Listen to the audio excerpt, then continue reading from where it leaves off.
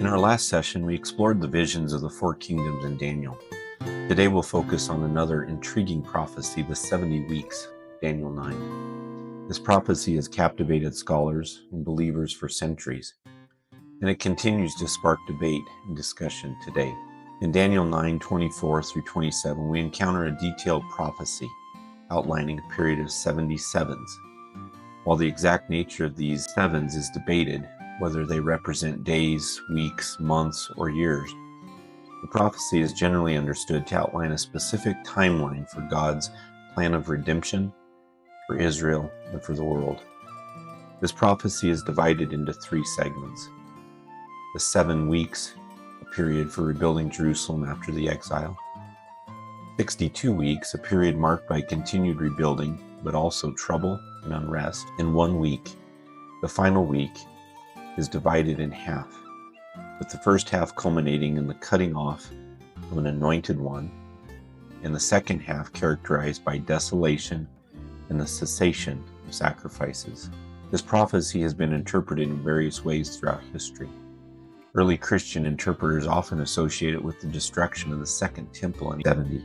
Christians, on the other hand, have traditionally viewed the prophecy as a prediction of Jesus Christ's first coming, with his death occurring in the middle of the final week.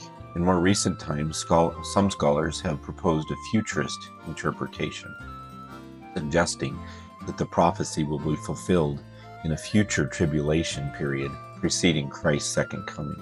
The three main interpretive approaches to the 70-week prophecy are the preterist, the historicist, and the futurist. The preterists they see this as a prophecy which was fulfilled in the past, primarily in the events surrounding the destruction of the Second Temple. The historicist, they see this prophecy as unfolding throughout history, with various elements corresponding to different segments of the 70 weeks. The prophecy is to be fulfilled in the future, primarily during the 7-year tribulational period before Christ's return. Each view has its strengths and its weaknesses, and there's no single interpretation universally agreed upon.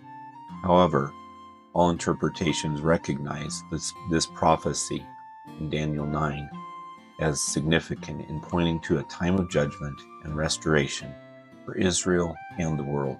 As James Hamilton suggests, the 70 weeks may not be literal years, but rather have a symbolical significance. He notes that the total of 490 years, or 70 times 7, represent a tenfold jubilee, drawing a connection to the year of Jubilee in Leviticus 25, a time of restoration and release.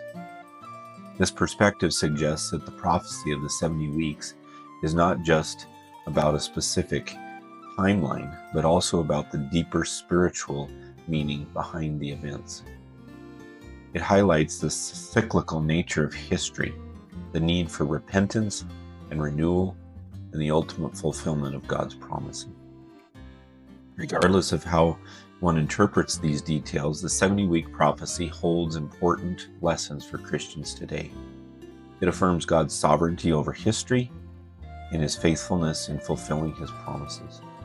It also points to the central role of Jesus Christ in God's plan of redemption. Whether we see this prophecy as fulfilled in the past, unfolding in the present, or awaiting future fulfillment, it calls us to be vigilant and prepared for the Lord's return. It reminds us that this world is not our ultimate home and encourages us to live with an eternal perspective.